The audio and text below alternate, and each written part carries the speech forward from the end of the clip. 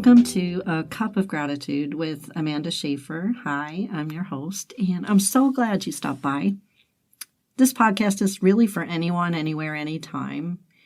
And it's about taking a moment to slow down and look around and actually see all of the good things that are there. There's no question that asks, is your cup half empty or half full? But I think a better question is, what's in your cup? I mean, a drop of gratitude will benefit your life unimaginably more than a full cup of anything else. So let's settle in and take a look at how we can shift our focus and embrace the joy and the wonder of the life that we have. And once you start, you won't be able to stop seeing the good. And just like me, you won't be able to stop talking about it. And somehow that creates even more. Even in the midst of difficulty, even when it's really hard. Learn how to drink from a cup of gratitude. Welcome. Today, I'm speaking with Cortland Jones. He is an author, educator, and entrepreneur. He has released 5 books and currently has his second children's book in the process of being released later this year. He will be retiring from education at the end of the school year after serving 30 years in his school district. Cortland operates his personal business that includes speaking and empowerment coaching, and he is also the CEO and co-founder of the nonprofit organization, The Better Place Incorporated. Welcome, Cortland. Thanks for coming and joining us today. Hello, Amanda, and thank you for having me. I'm so excited to talk to you today. I am too. I've been looking forward to this opportunity, and I really appreciate you inviting me to share on your platform as well as share my story. Well, I get such encouragement out of hearing people's stories. And I was just saying to you before we started recording, I'm a really lucky girl. I love this and I get so much out of it. And then I get to share all the goodness with everyone else. So it's a win-win for me.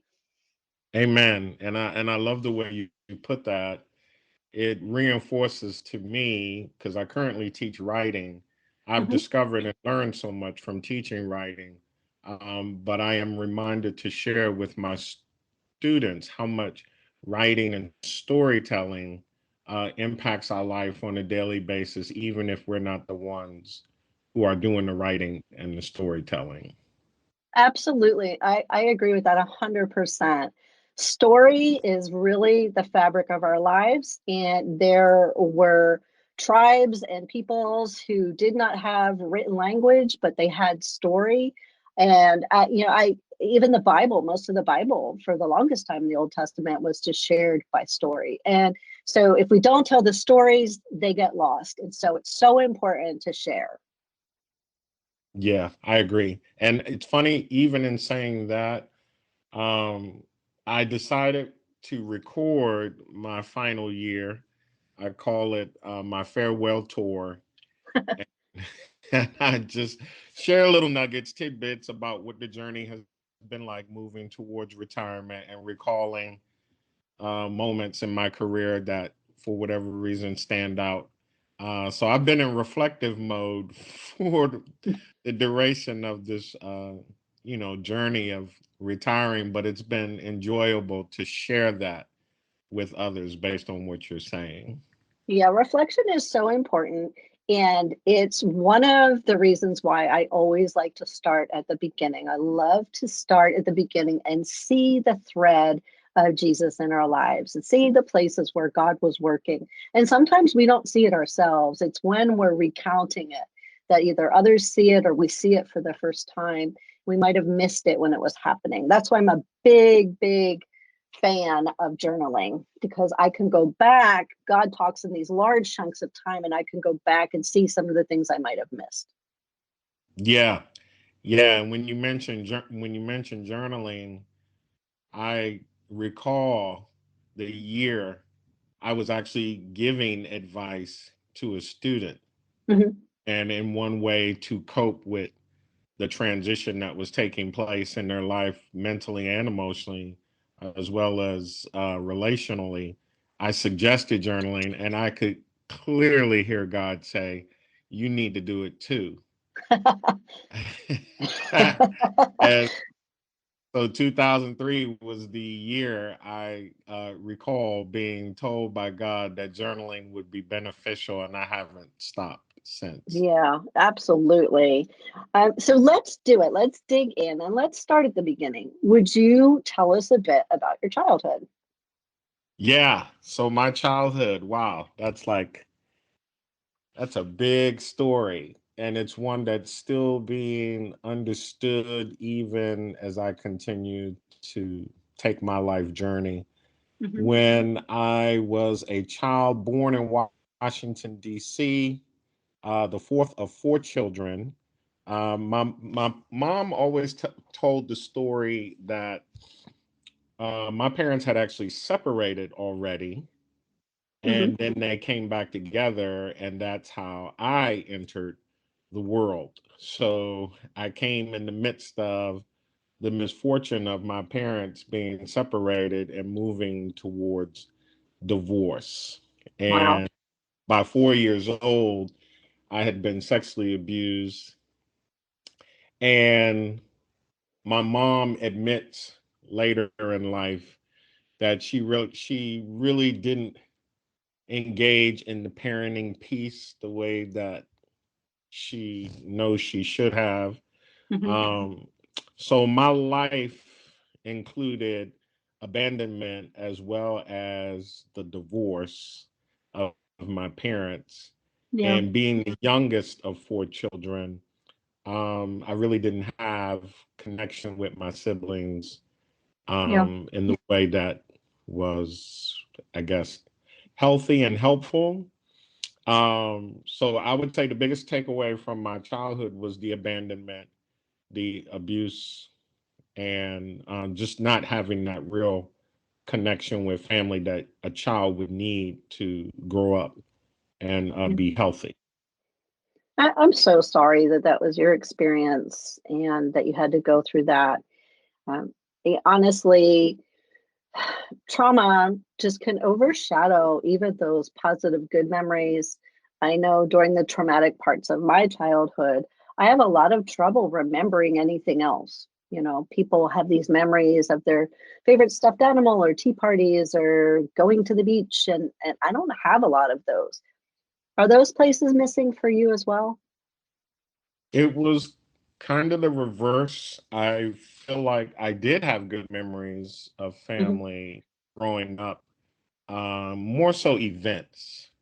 Right. Um, and they were usually centered around Christmas and Thanksgiving, the big family meal. Those were the things that I recall as I continued to grow.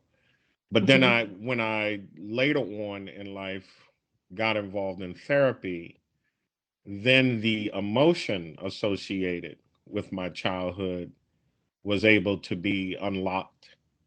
So then there was this season of feeling disenfranchised Yeah. as it relates to the subject of family. Yeah. Um, and I had to tell my mom, I said, if you ask me to take a trip back, I just need you to know it's not going to be a positive one. So I don't know if you want me to join you in having a conversation about family. Yeah. Uh, but that was my truth. That was my reality. And I had to own that and embrace that. I do feel like I have peace with it now, Yeah. but um, I do understand completely what you're saying because once I started taking therapy, that was the reality. I could only see the harsh, difficult reality Hmm. of being abused and being abandoned and the emotion associated with that. Yeah, it's like a big umbrella, just shadowing everything until you're able to start unpacking it and Hmm. excavating that place in your heart. Now, you mentioned to me in our pre-recording phone call that there was a pivotal point in your childhood when your mother came back to get you. Will you share about that time with us? Sure. So growing up, there were time periods where I didn't live with my mom. My dad was already out of the picture. my oldest sibling was 7 years older than me. So by the time I was 4, they were teens. Hmm. Um, so, just the reality of growing up with no real connection to a parent. And there was a period where I didn't even know where she was. Um, Well, and so life for me was just, if I had to explain it now, I just always felt like I was observing a world, like I was outside of the world looking in it with no real connection to it. And so by this time, I am a teenager and I'm living in Washington, D.C. And literally, my mother comes walking down the street in the neighborhood that we lived in, a house in Northwest DC. And she just says, "Come on, Cortland." And I was sitting on the porch. So it was like a scene out of a movie, literally. I I can was see it. I Yeah, can see it. I'm Oh, wow. sitting on the porch with family. My grandmother had just passed away. If there was anyone I had an emotional connection with, it was my grandmother. And I remember sitting there, and when she said, "Come on, Cortland," I just got up and I went down the steps and I just went with her. And I remember us getting on the bus, and she brought me to her new living space in Prince George's County, Maryland, where I reside now. And in that moment, I just saw it as my mother coming to get me. There was a huge dramatic family event that took place not too long after she did that Right. uh, in the house where I was living. So I felt like I was spared a traumatic family event, like being there physically. It was still traumatic because it was on the news. So Right. it was a local event that took place. But let's And put a pin right there. I mean, come sure, on. Let's look at that timing. So you're dealing with abandonment. You didn't even know where your mom was some of the time. And then all of a sudden, here she is. All of a sudden, you aren't abandoned anymore. You're chosen. All of a sudden, you're taken away and you end up not being there during that event. yeah, Wow. it was definitely traumatic just to see it on TV. So I couldn't imagine Yeah. what that would have done for me to actually have been there. Yeah. Um, when I began to write my first book, the recollection of that moment just described of my mother coming down the street. I was not a Christian then. We did not grow up in a Christian household. We did attend church. I understood who Jesus was. Mm-hmm. I did not know the value of that, Yeah. what that meant. So when I started writing my book, because I wanted to be able to include my life journey and my childhood at that time, I could see it as God rescuing me. Yeah, absolutely. I use the word chosen. I saw you going from abandoned to chosen and at just the right time. Yeah, I love that because that's Yeah. how it felt. Yeah. And um, it is a significant point in my life. It's like one of those markers, those stones that the Israelites set up Yeah. to identify a place where they had been. Um, and it definitely spared me the calamity that came after that. And it allowed me to feel like I had a home because I was now with my mother. Yeah. Um, so it gave me an identified place Yeah. I in the still keep hearing the word chosen. There's something really deep to that because abandonment ran so deep. That's how you summed up your childhood. And now, here it is. You have a home, you've been taken, you've been accepted, you've been looked for, and you've been chosen. And now, it just sounds like such a pivotal time. yeah, and at that point, I do believe it gave me a sense of identity that I Yeah. didn't have previously because I didn't have my parent with me. Right. And, when you understand as an adult what family is meant to be and supposed to be, and what you see others having as a sense of family, and then you realize what you did not have. Yeah. Those are the kind of things I was privileged to be able to work through as an adult that I was not privileged to encounter as a child. But even during this entire time that we're talking about, um, looking back, I can see the value of it and the immense sense of self it gave me. I couldn't put that together at that time, Right. other than, oh, okay, so now I'm with my mom. Like I'm here and my mom is here.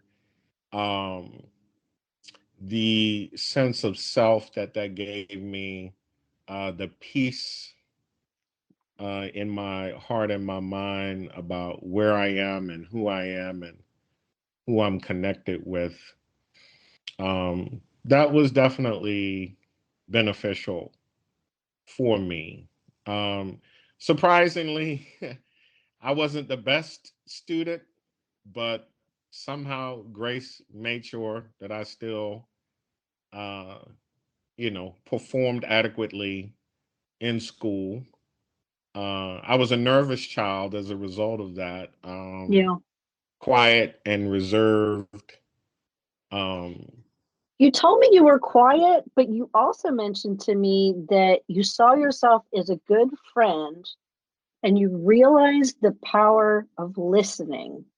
I think that's so important too. It brings such value and encouragement to people. So in your quietness though, you chose to be a good listener. Like, could you share more about that? So I think part of that was the reality of being abused, because like who do you like at 4, you don't Yeah, have capacity to understand what that means, and let me go tell somebody. So you and no one is really engaging or interacting with you as a way to invite it to come yeah, out. yeah, So I would say at this point, I'm just existing in the world that I'm in. So the way grace helped me to navigate that reality as I got older, the way I made connection with people was by listening to them, yeah, and in proximity to the people who were around me who sought to connect with me. The way that I connected with them was to listen to them, because I didn't talk much. I really didn't. So looking back, I can see that the way that I learned to engage the world around me was to listen. yeah. And later on, we're going to talk about God keeps putting you in that place. He keeps using that way that Yeah. you chose to connect, and He uses it to bless people. And I just love that. You could have not connected at all. That could have been a choice as well. But you Yeah. wanted connection. So you did it the only way that you felt safe at the time. But God's Yeah. going to bless it and use it later. And that's a good point, because I didn't even realize safety was something that I was indirectly seeking. Yeah. Because when you're living in a world where there's all this calamity and confusion and things are missing, um, the natural part of your humanity is going to look for safety and security, uh, Yeah. a way to preserve itself in its reality. Yeah. And that became the mean, and so as I transitioned from DC to Maryland, when my mom picked me up, I remember the conscious choice to, well, I'm not going to interact with anybody because that's the normal teen reaction to Hmm. change. I'm not going to make any new friends, uh, but I did make friends. And another way I ended up connecting by the time I was in middle school was sports. And I have friends in the community that I moved to that immediately embraced me because of my prowess as a teenager and playing football. I remember being very fast at my Hmm. age and could catch the ball very well. So I connected to football right away. And in that connection, um, being a teenager, the typical teen behavior, we joan on each other, we make fun of each other, Hmm. we talk about each other. So that was painful, and that's the reality of being a teen. But I remember to this day, individuals we connected right away because of what we talked about. And I would listen, and because I began to feel comfortable, I would then talk. So the way I learned to talk and communicate was the recognition of feeling safe Yeah. Yeah. and talking about subjects that mattered to me, and football was one of them. So as a middle school child moving to a new environment, that's how I made connection, was through the interaction with others and these one-on-one conversations. When I was in a group, I was immensely shy and Right. not courageous to speak my mind and talk openly. But one-on-one, Hmm. I was naturally me. I was a different person than when I was in a group. And now you're on a microphone all the time. You're on the other side today, but it's so funny. I love seeing how God takes. I've found that most people who speak for him now, for his kingdom, that are storytellers, that are evangelists, that are sharing the gospel, that something or another in their childhood tried to get them to sit down and shut up. Hmm. Yeah, because the forces that would do that Yeah. from a spiritual perspective understand the power of the voice. Yeah, and I believe that the enemy knows exactly what God's plans are for us. I mean, the Bible says he's got access to a lot of things, including parts of heaven still. And Yes. so, I believe it's not a surprise. And so some of the attacks that come at us aren't a surprise either when we look back.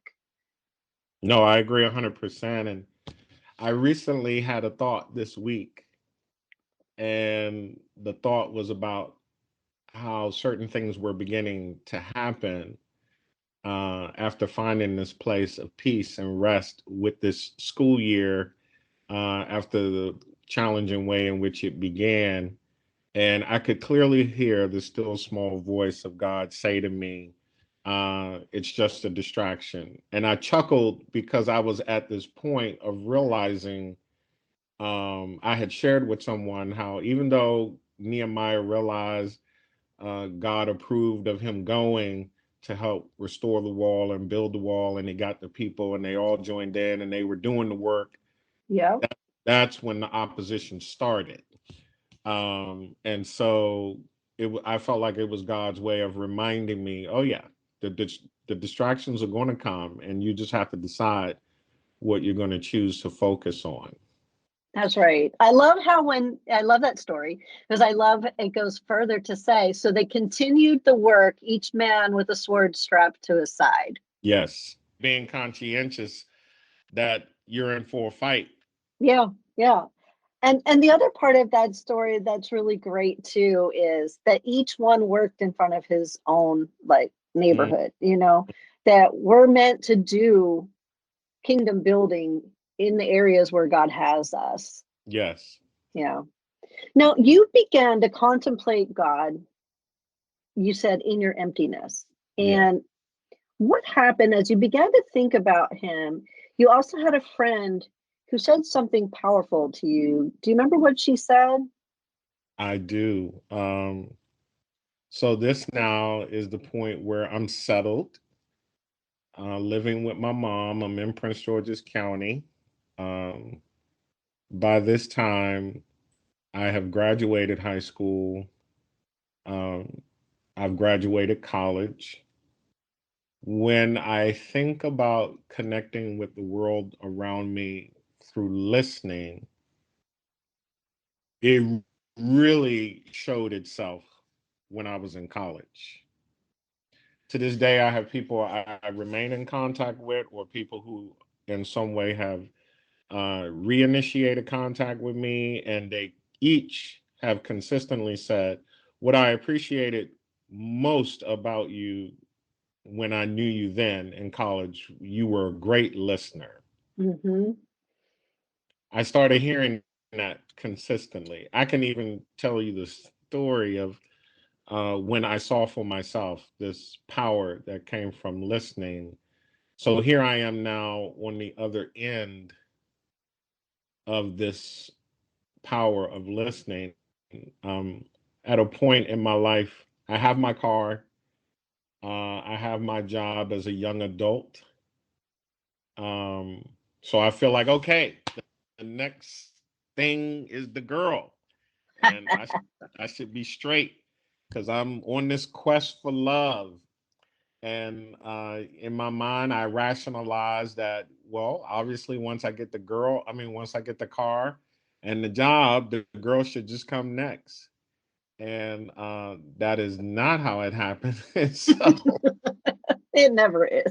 right. And it wasn't due to lack of effort either. Mm-hmm. So there was a point where I began to feel the emptiness of that reality that something was missing. Yeah, And I realize now it was God using that to begin the invitation to that's Christ. right. That's right. Because I began to inquire. The moment I began to feel the emptiness, I also began to contemplate and inquire about the reality of God and who God is. And I remember the question that came from that. The question that came from that emptiness was, why do I need to go to church? Okay. And my immediate summation was that if I believe God is, and that's what he requires, then that's what I should do. And I remember going out to California and asking that question of my brother. And sometime in coming back, he pretty much confirmed what I understood. And when I came back, I was sitting with my friend who I'd known since high school. Um, so I'm out of college, and I think she's still in college. But I remember being at her house. I cannot tell you to this day what we were talking about or why we were on this conversation, but I do remember what she said to me. And she said, Cortland, I am the way, the truth, and the life, and no one can come to the Father but by me. Wow. I mean, was that out of context? She just kind of looked at you and said that? To this day, I don't know what led up to her saying that. All I remember I is mean, her. the Holy Spirit, obviously, but that's crazy. That's like, Yeah, again, another movie moment, right? yeah. Oh, definitely. Yeah. Wow. Uh, Okay. So that obviously got you thinking. And then she invited you to church, right? yeah, right after Yeah. that, she was Yeah. like, hey, my mom and I, we go to this church, Reed Temple AME Church. Would you like to go with us? And I was like, okay. And so, at that time in my life, I've heard so many people say, it felt like the pastor was talking to me. He was looking Yeah. right at me, you know. And I felt that. I'm Yeah. sitting on the front row. Um, and at one point, he's preaching and he looks in my direction. Hmm. And I don't remember what he said. I just remember what he said made me think like he was talking to me. Yeah. And so eventually you go down for the invitation, the altar call. I had been attending now for about 3 weeks. And on this particular day, I am compelled to come down to respond to the invitation. So I go Wow. down to this room. I even remember the lady who spoke to me that day. I remember the conversation she had with me. And I remember her asking me, "Do you know who Jesus Christ is?" And I said, "Yes." And I remember she was taken aback by that. She was kind of like shocked. And I can understand why now. But at that moment, I just remember her body language. Yeah. She was surprised. And I am thankful that she didn't stop there, Yes. because some people probably would have. But I saw her like really contemplating what to say next. If I had to describe what was happening based on that moment, I could see her contemplating as to what to say next. And I remember her asking, "Well, do you know what that means?" And I said, "No." Hmm. And that's when she explained to me the subject of salvation through Wow. faith in Jesus Christ.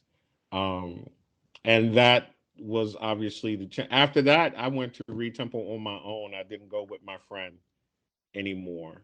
And eventually I got baptized. Look, and I had a cousin. He was like, "You should have told us. We would have came and supported you." But I had no idea. Like, I'm just at this point, I'm just following what I feel like God is leading me to do. I Hmm. didn't make it a big public thing. Right. I At that point, I'm just following his lead. Yeah. Very personal relationship.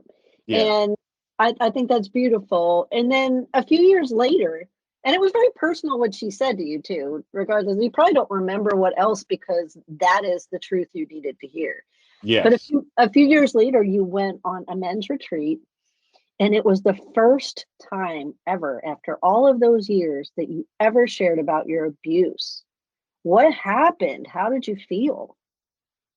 To be honest with you, I felt like I was set free. I felt like I was free to share it. Yeah. It was never, ever, ever on my mind to articulate, to verbalize or say what had happened to me as a child. And that's how I know God is real to me. Yeah. When you think about the length of time, because by this time I'm in my late 20s, somewhere between Wow. 24 and 28. I had given my life to Christ at age 24. Yeah. So 20 years had transpired between the event itself and my receiving Jesus Christ. And Yeah. then somewhere in that time, I take this retreat and I'm sharing it like, hey, this is what I did this weekend kind of thing. And I wasn't really paying attention to anyone's reaction as much as in that moment I really wanted to just say, this is what happened to me. Yeah. And you make the point of the time difference between when you actually accepted Christ, obviously when you were abused, when you accepted Christ, and when you actually shared it. And I think, there's so many layers of things that have to come off in Christ as we transform and learn and get closer to Him and know Him and trust Him before we can even trust to open up about such traumatic things. And it must have been just like a release valve, just all that stuff that had been held in so deep, so tightly, so far down. I can When only you, imagine it. well, when you share that, I didn't really think about it until recently. So during this whole period of my life, the church experience was my first as a young adult. Right. So we didn't go regularly as a child, but it was real as a young adult. Yeah. There was this understood connection between who I am as an individual and what this church experience is supposed to represent. So I'm not big on denomination. I I'm not either. I look back, it was my first church experience, and if I had to be honest, it was really, now that I am a confessing Christian, it was my first God experience. Yeah. And it wasn't based on the denomination I was attached to. It was based on this relationship with Jesus Christ. So Amen. when you talk about that pent up emotion, I didn't realize then, but there were so many experiences where I was literally crying at the altar. My Yeah. worship was very loud and expressive, like David dancing Yeah. before the Ark of the Covenant. And what I can associate that with now is all of that pent up emotion as a child was now Yeah. being released. Yeah. I literally saw kind of an image of a balloon blown up, like as blown up as it can be, but God didn't want it to pop.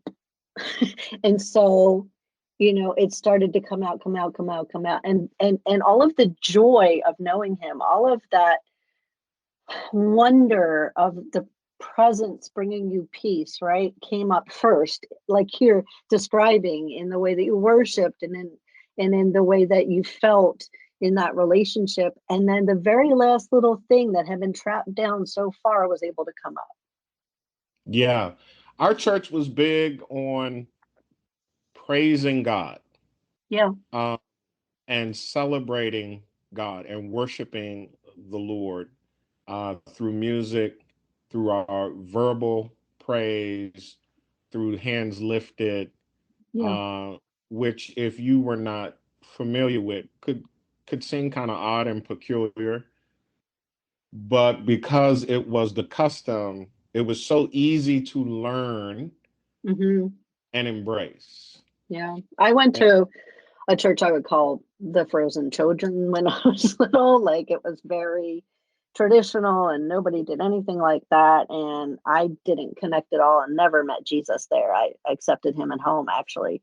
But when I Hmm. finally went to church, it was a church like that. And I was able to freely express myself. And even at home, if somebody, the dogs, right? The dogs look at me like I'm crazy. They're used to it now. But if anybody will look in or be a fly on the wall, I'm sitting, I'm kneeling, I'm laying on my face, I'm climbing on a chair, however God leads me, however I'm feeling, that's how I'm worshiping and praising and even praying sometimes, and a lot of people have never experienced that freedom. I love the way you share that, because in listening to you, I would say that's how I can connect to what the Psalms say Yeah. when it talks about praise and Yeah. worship. The freedom that comes with the true understanding of just simply who God is, Yeah. and you begin to reflect on what He has done and where He has brought you from. I And I cry a lot when I worship. you when you know. talk about that, I would say it, I would have to look back to see that part of that was this freedom Yeah. from this childhood, Yeah. mentally and emotionally. It was a great experience to encounter that in the way that I did as a young adult. But I do literally remember there's one gentleman, he recently contacted, we basically communicated through Facebook recently, and he said he missed me. And I affectionately referred to him as Caleb because he was much older than me. But he reminded me of Caleb. He reminded me of a man who, though older, still believed that he Yeah. was well able. Yeah. And I will always remember him as Caleb, because that's what his life spoke to me. And that was a time period where I was really, really learning how to make connection of the scripture to life. Yeah. And No, so it just I mean, really helped me to be at peace. I'm so glad we ended up talking about this because we really delved a lot deeper into your personal experiences and feelings of the reality of relationship versus just traditions of man. And probably going to have to skip some questions, but totally worth it. I love healing stories, stories where you see what the world or the enemy tried to do, right? And then what God does. And just the gentleness and care and the specific, again, choosing you, making sure you knew you were chosen, and being gentle and kind with you until you were able to express all that needed to be expressed. I mean, that people, that is Jesus, okay? It's not, that I have to bend and kneel this many times and do this and that and say this saying 25 times. It is that relationship. And that's what Jesus died for us to have. Yeah, because even as you're talking, I remember learning to just walk, to go somewhere quiet.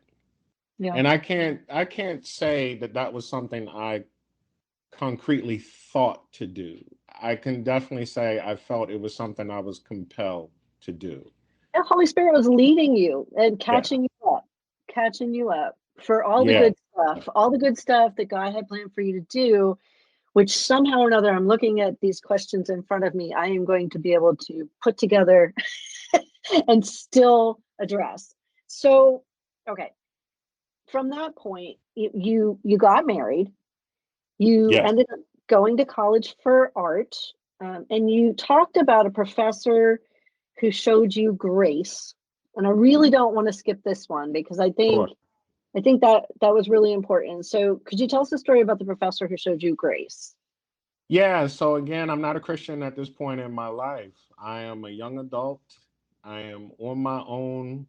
I am living my life, my best life as a young adult. Um, the decision to go to college was inspired by an educator. They encouraged me in my senior year to consider going to the Corcoran School of Art. At the time, was the name of the college. And this is the second semester of my senior year. So up until this point, I really had no real thoughts about college. Um, and a teacher says, "Hey, you need to go here." And okay. And so I fill out the application. I graduate from high school not even knowing if I am accepted into the College of Art at the Corcoran. And then I get my acceptance letter. And the next 4 years of my life it wasn't a joyous occasion. It was a challenging yet beneficial journey of self discovery, of my understanding of art, my um, understanding of self, how to connect what I'm understanding about art to what I want to create. And the first 3 years were just a nightmare Yeah. from looking back because I could never make the connection. I'm at the point now where I'm being sat down in front of the professors and they're like, if you're not careful, you're going to lose your, um, financial aid. So Yeah. that's how bad it had gotten. Um, and I thought I was in love, and you're trying to deal with this all by yourself. Yeah. And when I come out of that meeting about, you know, being threatened to lose my financial aid, I was really taken aback and surprised by how my classmates responded to that. It was the first time I saw people who were genuinely concerned about me as a person. Mm. My concept of love came from a genuine friendship. It was the first time I heard someone say that they loved me. Yeah. Um, and it was the first time I had felt love, and not in a lustful or uh, romantic kind of way, although that was part of it, Right. but the desire to reciprocate what you felt was being expressed to you. So genuine friendship, love. And so in my senior year, okay, so we get to the point of the question that you had asked. I finally figured it out. I I, I knew my why. Okay, I got it finally. It had all come together. A light Uh-huh. bulb had come on, and it was my thesis project. And for the first time in my life, I felt what we talk about, that fire. Yeah. And I was driven. And I was in this class that I felt was interfering with my time to finally make this thing work. Right. So I sincerely went up to the professor and I said to him, I said, I want you to know that I'm not seeking to be disrespectful, but I finally have figured it out. This thesis project, I realized what I need to do. I felt like I was confessing, to be honest with you, and I said to him, I said, I really need this time. I said, I'm not trying to criticize your class, but I could really benefit from using this time to work on my thesis project. And he literally said to me, I understand that if I don't pass you, Yeah. that like you're going to fail and you won't graduate. And at the time, I was actually shocked that he knew that. So that let me know that they were very much aware Yeah. of my standing. And I said, I understand that. And I said, you got to do what you got to do, but I'm really asking for your permission not to attend this class so I can work on my thesis project. And I never attended this class again. And he ended up giving me a D. And you passed. And I did pass. Yes, Wow. I did. That's amazing. Now, I mean, that really is grace. That really is grace. And, Yes. got to give that teacher a high five or something for really Hmm. looking at the big picture and knowing that I'm sure he saw the passion finally. He saw the focus finally and saw your bigger picture. And isn't that how God looks at us? He looks at the bigger picture. He's not, at the moments where we're looking down and we're down on ourselves or we're ashamed or we're scared or whatever the case may be, he's saying, nope, nope, nope, nope. I love you. Nope, Hmm. you got this. Nope, I'm the lifter of your head, you know. And so I think that teacher was another little plant, on your way to getting to know Jesus. Now, after school bills started piling up, he had a friend who suggested that maybe you would do some substitute teaching. And apparently, they had this program that would fast track you, and you were able to become a full time teacher. I mean, it sure seems to me like God was really helping you every step of the way. You Oh, ended yeah. up getting into that, which is not something that was part of your plan. But, okay, here's the but God, right? You began at this point, you began training kids. You had been a teacher, right? And we're fast going through this part because we are skipping some things, right? So you had this time of being a teacher and it was really wonderful and you were really good at it and it was a great fit. But here comes that listening ability, right? You began to have this opportunity where you got to train kids and kids began to share their problems with you. That good listener that God made you to be, that connection piece that you chose even in a difficult time was coming to light, and you were put there by God for those kids. Was this a time that gave you purpose to that pain? Oh, most definitely. The time period where I could see this listening ability as a gift actually came in college. And to make a long story short, I ended up being on the phone with a friend from like 6 in the evening until like 6 in the morning. And they were doing most of the talking. But in the time they were talking, I could see things they were saying and share it back with them that really kind of helped them get through what they were going through. It endeared us to each other. And I can always look back and see that as the moment when I realized this was a gift. Yeah. And so to catch up to where you asked this question, I'm 8 years in my career, loving every minute of it, but an opportunity was extended to me to come outside the classroom to do what was called peer mediation, where you train students to help their peers resolve conflict. And even that was a story of faith because at that time, um, so now I am a Christian. Um, I surrendered my life to Jesus Christ in 1993. I Hmm. started my teaching career in 1992.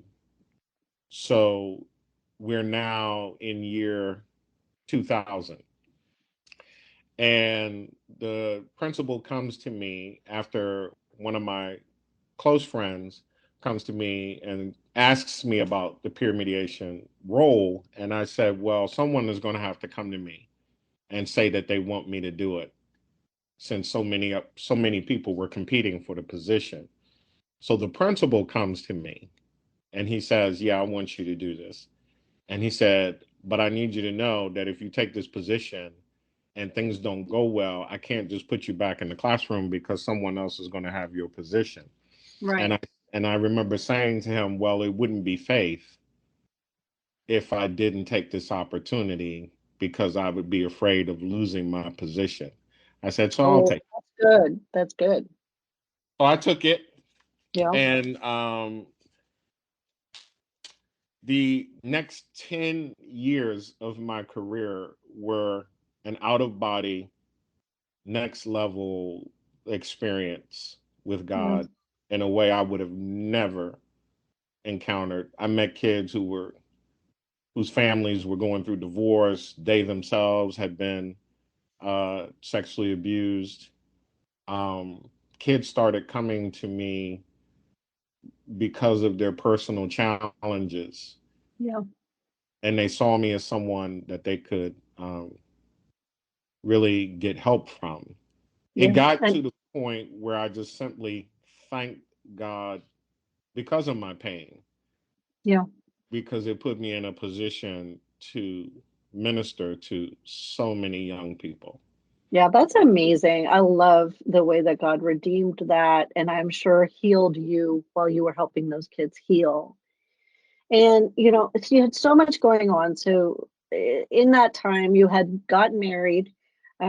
You were about to become a father. Your daughter was being conceived, and you told me you were feeling called to write a devotional. And God really led you at that time. You also told me at that time you were headed for divorce already. And you happened to see a devotion by Max Lucado about the woman with the issue of blood. And you said it was like a faucet was turned on, and suddenly you began writing your first book, Out of the Darkness. I know I just condensed like three questions together, but this is the beauty of organic conversation. You can answer however you want, right? Sure. So tell us like something important for us to know about that time. Ooh. Oh yeah, I could definitely tell you the critical moment. Okay. Um, for me, it would be, and I shared it recently. It was the first time I had made an emotional connection with the cross. Mhm. I had this logical understanding that Jesus died on the cross for my salvation, which meant that I was saved, that I had a place in heaven. My name was written in the Lamb's book of life. This is what the Bible teaches, and this is what I understand. So to summarize everything you just asked, I remember the day I was in the midst of marital discourse or marital issues. And I woke up one morning and I'm laying there and I simply said out loud, so this is how it feels. And I Yeah. was thinking of the moment when Jesus was being crucified. Yeah. And I remember saying, so this is how it feels. Wow. That's And powerful. That's a powerful nugget. yeah. And then I'm recalling a man of sorrows acquainted with grief. Yeah. And that's where that thought came from. So this is how it feels. And for the first time in my faith walk, I could see my humanity. I could Yeah. see why Jesus died for me. I Yeah. could see my own sin as plain as day. And that point forward, I was led by God to take a journey through reading the Bible in a way where I could see the humanity, Yeah. just the reality of humanity. And so I'm thankful because I had never had an emotional connection with what Jesus had done. I understood what Jesus has done and I understood how it was written in the scripture. But the emotion I feel was important to my being able to relate to Jesus Yeah. and also understand how he relates to me. Yeah. There's not a thing that he didn't go through, even though he never sinned, that we experience. And a lot of people are not able to get to that point. They're not able to see that whatever you're dealing with right now, whatever suffering or trauma that is unfair and horrid and shouldn't be happening, well, that's what happened to Jesus. He went through things that were unfair and hard and shouldn't have happened. It's unfortunately the fallen world we live in, but yet he was willing to do it. He didn't have to do it. And he did it because he loves you that much. Like if it was only you, Cortland, and there were no other people in all of the world, he still would have done every single thing. And the power in what you're saying is that's how I saw it. I didn't see it as, oh, you know, I'm one who is not deserving, but this is his way of helping me to understand that he loves me. Still, Yeah. Yeah. even in my failure, even in my own humanity, he still loves me. I do remember feeling ashamed of the fact that I was going through divorce Yeah. and now divorced, but I saw God even in that reality quickly minister to me that allowed me to lay that shame aside. Uh, Yes. so when I think about those questions that you asked me, everything that related to wanting to write a book, my experience in church leadership up to that point, when you go back to when I first came to Christ, not knowing the benefit of salvation, knowing who Jesus was, but not knowing the benefit. That's Yeah. what inspired my desire to want to write. I wanted others to be able to know what the benefit was to this faith relationship. That's awesome. I always say it's not enough for me to be free. You don't keep it to yourself. You want to share the goodness of the gospel, the reality of this relationship with everyone you can, every way you can, as long as you can. And so many people go through life just showing up on Sunday for an hour. That is literally not what we were commanded to do. In what you're sharing, this is what made, if I had to summarize that 10-year period where I was outside the classroom in the same way you asked me to summarize those three questions. So Yeah. I'm just walking through the hallway on a particular day, and the kids are walking through the hallway like they normally do, to go to their next class. A student literally stops me in the hallway and said, "Mr. Jones, I had this dream. And in this dream, I was in a house, and it was a dark house. There was no light anywhere. And I'm just trying to get through the house. And I hear a voice say, 'Go to Mr. Jones, and he'll tell you what to do.' And I walk into this room, and you're there, and there's this light around you, and the Bible is in front of you. And Wow. and the student said, the voice said, 'Listen to him.'" Wow. Now, I don't know about anybody else, but when you're just in your day doing what you're doing and someone comes up and shares that with you, Yeah. uh, it's still humbling to this day to hear that. Yeah. But And God looks back and forth through all the earth for a heart that he can use. And then he uses it.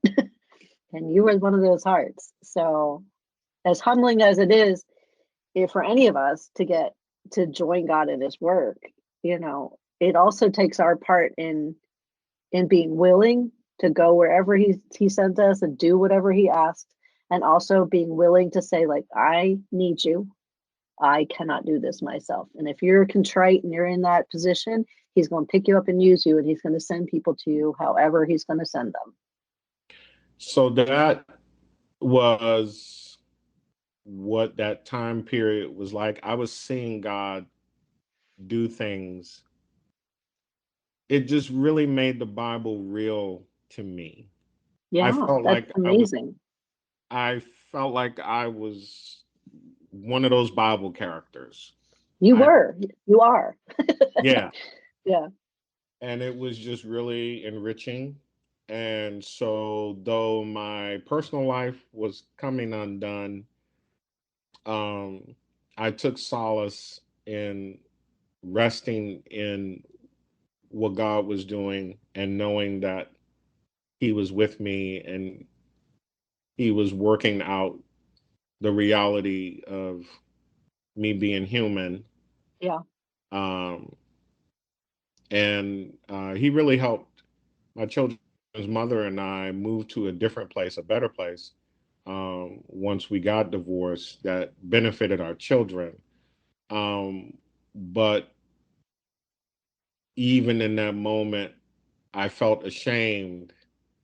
I remember telling one person, if you want to work with me, I just want you to know I've been divorced. Because at that point, I'm thinking there's a curse. I yeah. don't know if you want to work with me. That's the you way know, some people treat us, though, when we're divorced. Especially at the church, it's like there are biblical reasons for divorce. Um, you know, that's horrible. I'm so sorry that you felt that way. But God is so good, and in the next season, I want to just, I guess, end here. So the what happened next is, before the book was published, you were getting divorced, and during your divorce, you went and you lived with your mom again, which to me is very. If I was writing the story of your life, and we're listening to it from bird's eye view, this is kind of the second time of coming under the parent, now understanding, God's love through her, that you got to have this time with your mom. So before the book was published, you went and you were living with your mom, but you also finally told her what happened to you.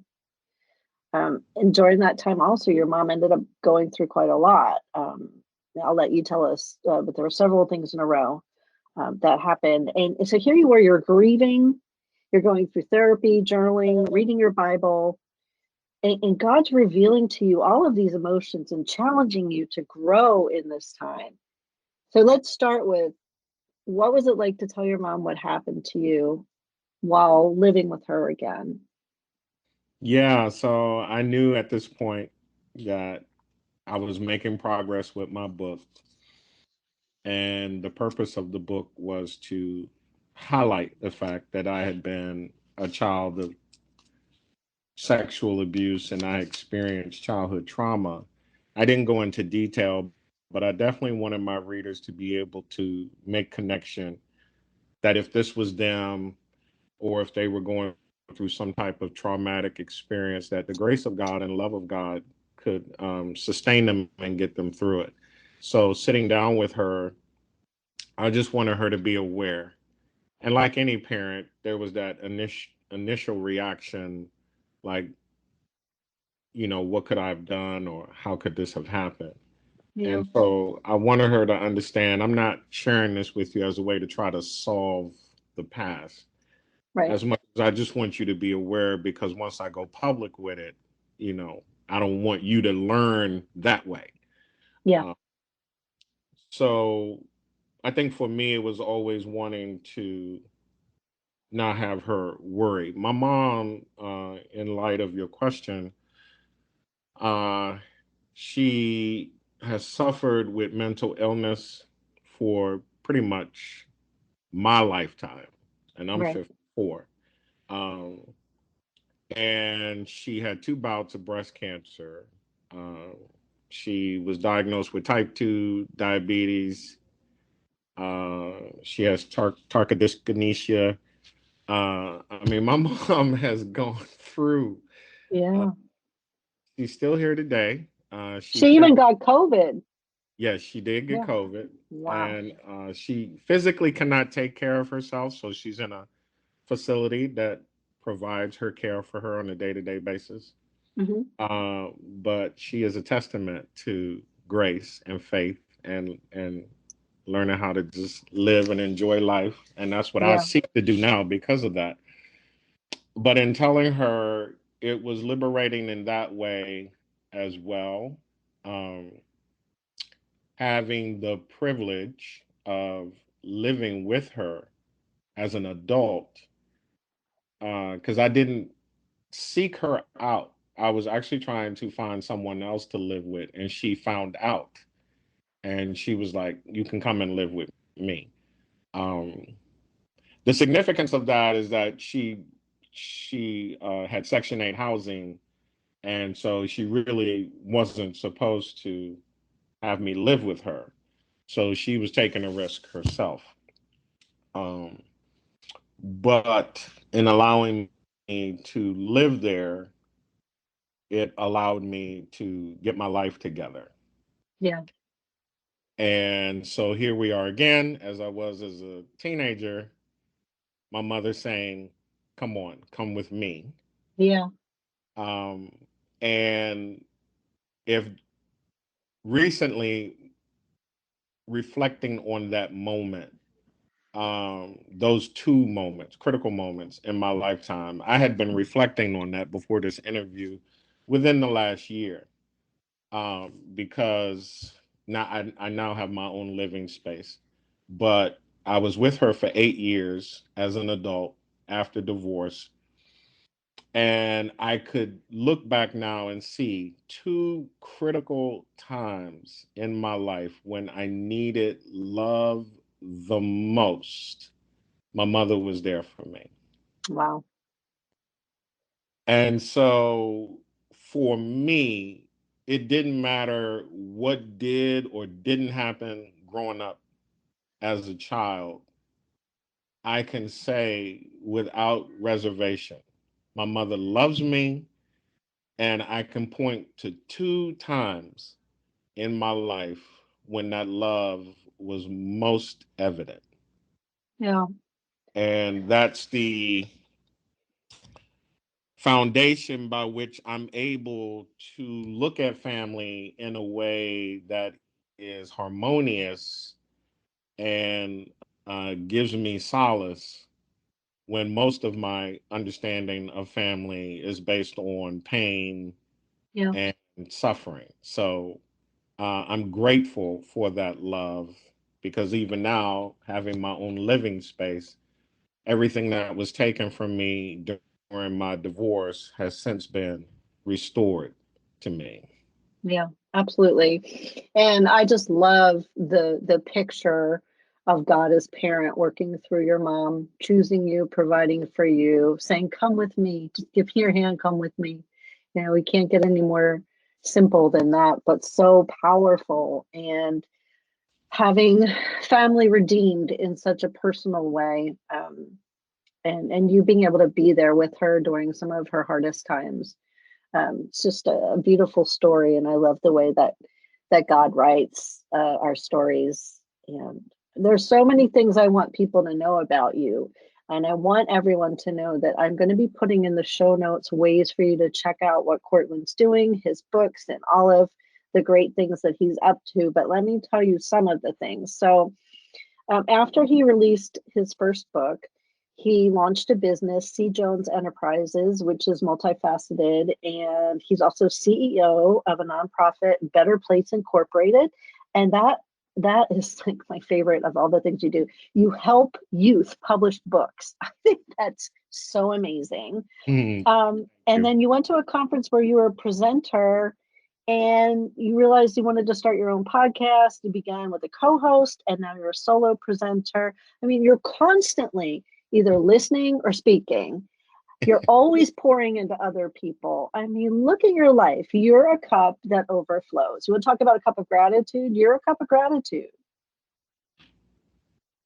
You know, when I first tuned in to your season 3, episode 7, I heard you introduce your podcast.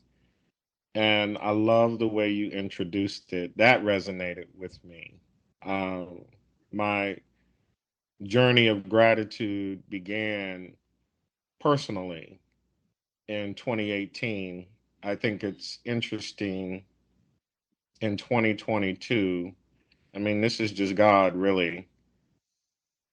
I am being interviewed on a show that involves the theme of gratitude 4 years after realizing it was an area of my life I needed to improve.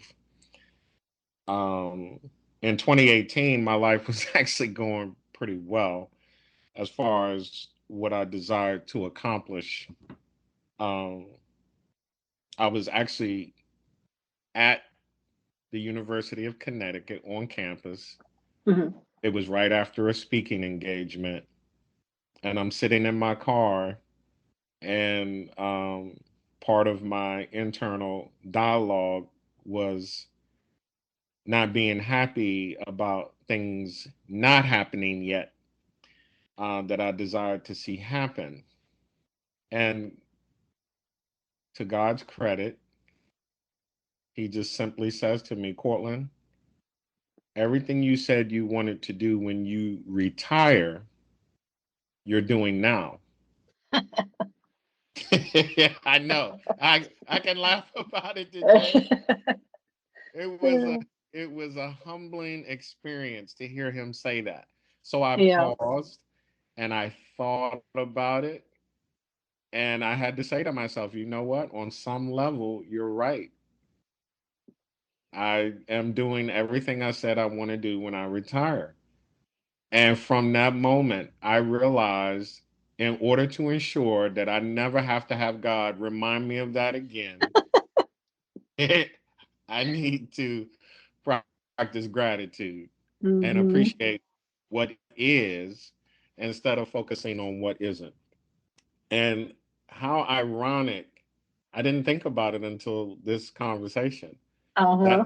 that I'm now being interviewed on a show where the theme is about gratitude.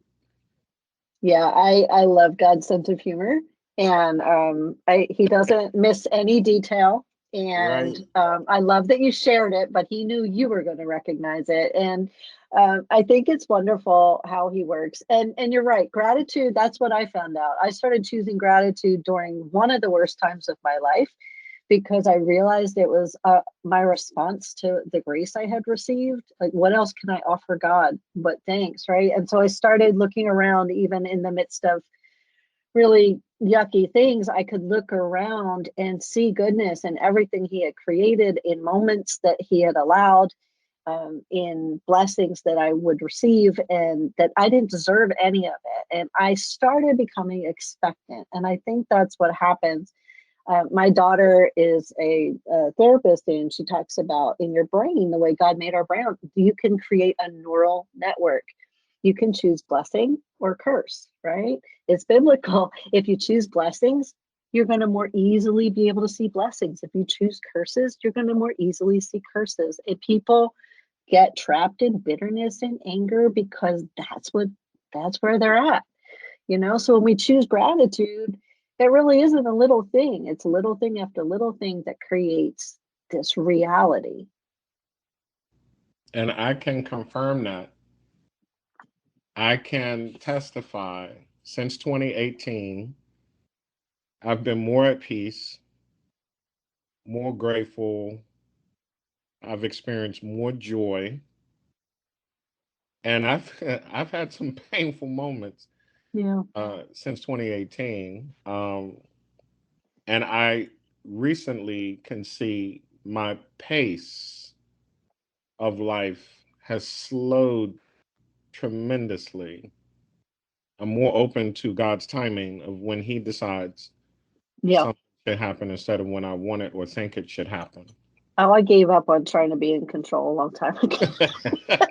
And I recently started saying, someone asked me about something being out of my comfort zone. I said, I don't have one anymore. If God says do it, I'm at the point where I'm like, okay, when? Okay, all right, you with me? Let's go. Because honestly, the most exciting times of my life have been being able to serve God in the way that He wanted me, the way He equipped me, in the timing that He wanted me to. And, you know, it blows my mind that He wants to do anything with me or use me in any way. I look at Yeah, my life, I look at the things I've done, I do every day. I'm a sinner just like everyone else all the time. I struggle, but He has given me Himself, and He's told me how much He loves me, and I believe Him, and it changes everything. yes, it does. And I resonate with what you're saying. Yeah. And then you go all the way back to that moment when I said, so this is what it feels like. And Yes. that's what He wanted me to get.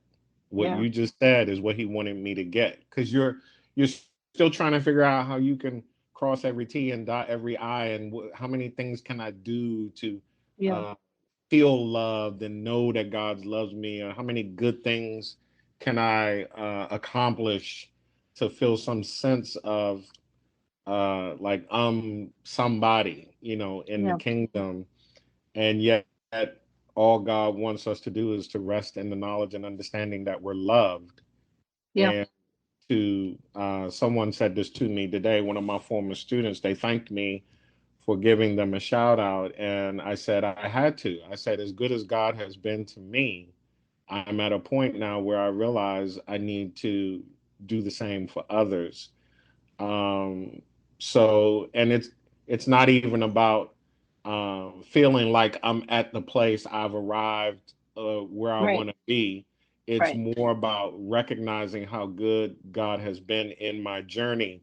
And so, like the Good Samaritan, how can I begin to dispense that grace and goodness He's given to me to someone else? As you said, the cup overflows. Yeah. So, how can my life touch someone else's?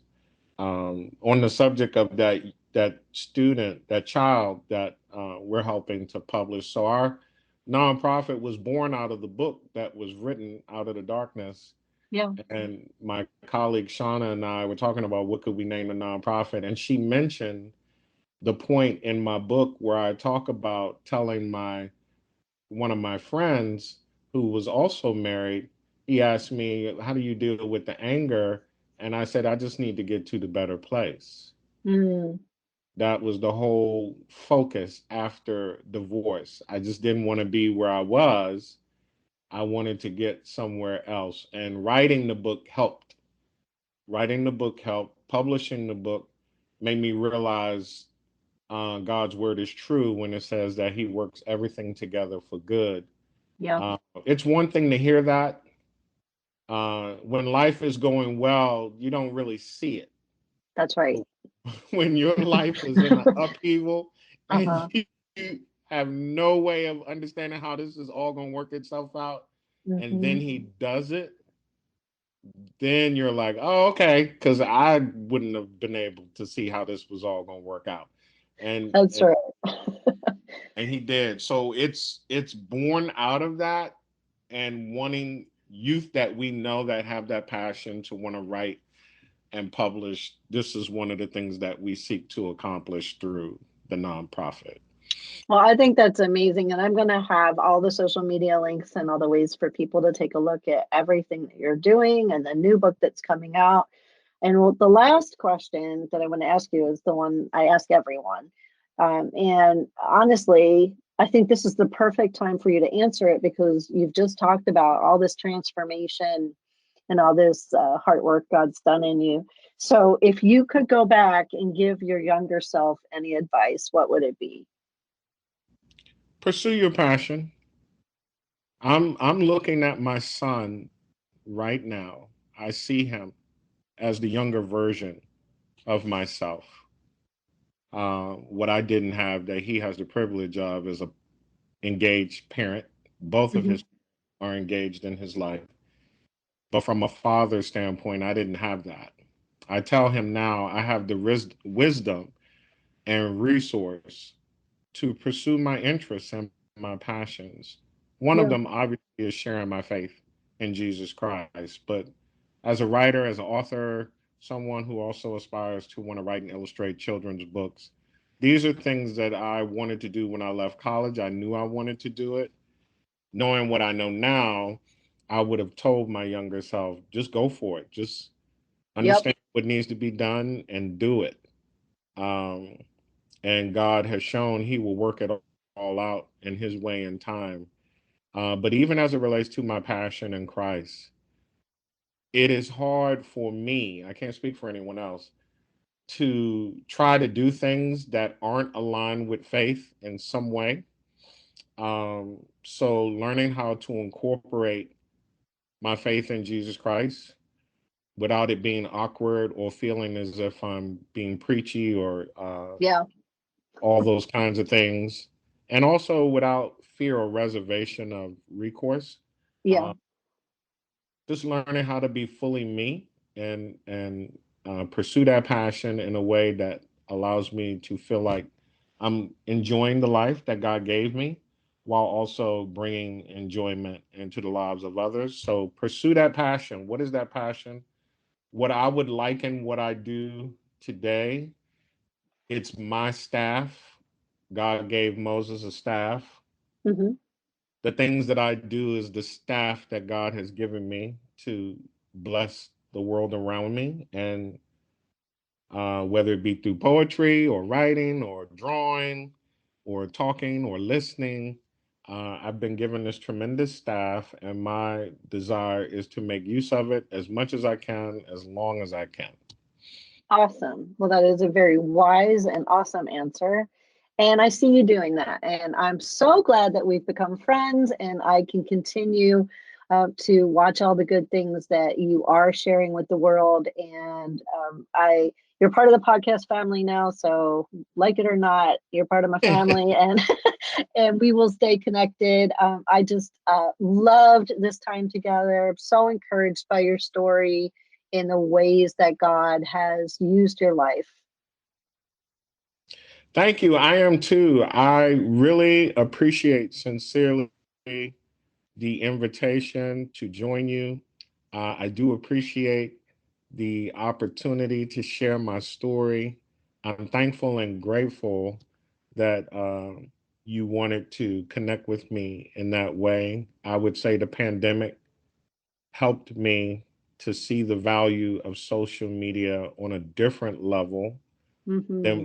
than where I started, and my connection with you is one of them. It also reinforces to me during the time I pursued writing my first manuscript, I do recall saying to myself, I'm going to follow this journey into the end. I just felt within me the need to say that, and God has not disappointed.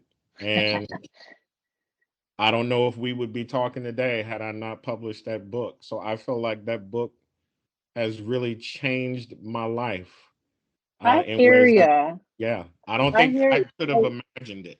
No, I literally just had a conversation with someone earlier, a friend of mine, where I was looking back at all the different steps. And each time God said, do it, I said, okay, went ahead and did it. And when I look back, I wouldn't be where I am without any of the other steps. And I had no idea what he was doing.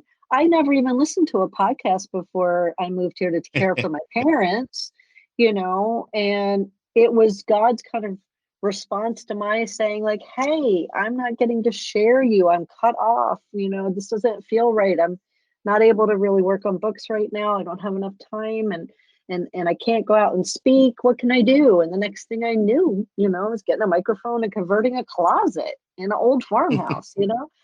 So, and it's going all over the world. Only God can do that, right? So if we follow the little things, we're in relationship with him, we follow along with him, we enjoy spending time with him, we enjoy using the gifts he's given us, and we love to share him with other people, we are going to have an amazingly wonderful ride, a life that we could never describe. Yeah, I definitely concur. I'm a witness. And I think it's beautiful. When I listen to you, um, I hear someone who's giddy and just excited and grateful for the connections, as I would be also in the experience I've had with media and the talk show format. Yeah. And again, it's a lifestyle you would not have been able to imagine. I think back often to my 4-year-old self, and if someone would have told me I would be where I am today based on where I was at 4 years old, it would have been unheard of. I Yeah. really should be a statistic Yeah. based on what happened to me in my childhood. But God saw differently, and this is why sometimes in my posts I will say, "Because of grace I am," Yeah. because I come to understand it's because of God. And I remember one day someone wanting me to continue to share my testimony of being abused as a child, along with the platform of domestic violence. But in the way you could tell they didn't want me to share my faith in the Mm, Jesus Christ. And I had to just reiterate, I can't tell the story without telling that's right. how I came to Christ, because when you're 4, you can't verbalize what happened or articulate it. You don't have the maturity to do that. And Yeah. I was privileged to be spared the real trauma associated with what happened. And like you said, that big balloon over time was just allowed to express itself in a Yeah. way that could make sense of it. So if I can't talk about Jesus Christ, I can't talk about my story because he's an integral part of it. That's right. I constantly say, but God. I feel like in every story, there's all these moments where I say, but God, and there's this holy plot twist, and God just takes stuff and he turns it and he moves it and he changes it and he adds to it and he multiplies it. And before you know it, you're like, whoa, how did that happen?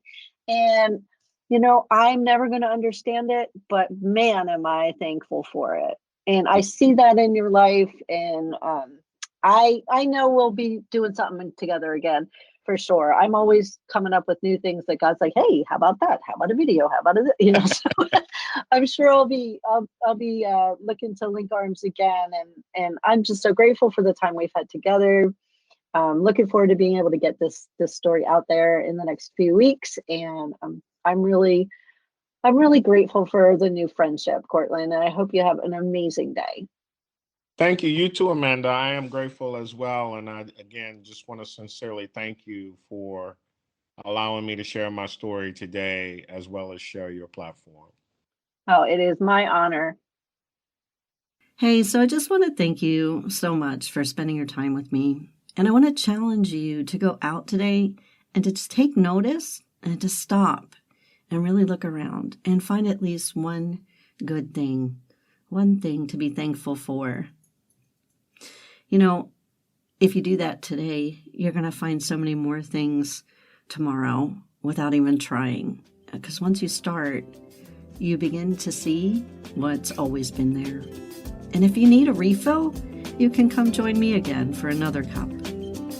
Make sure to subscribe and have an awesome day and go be grateful.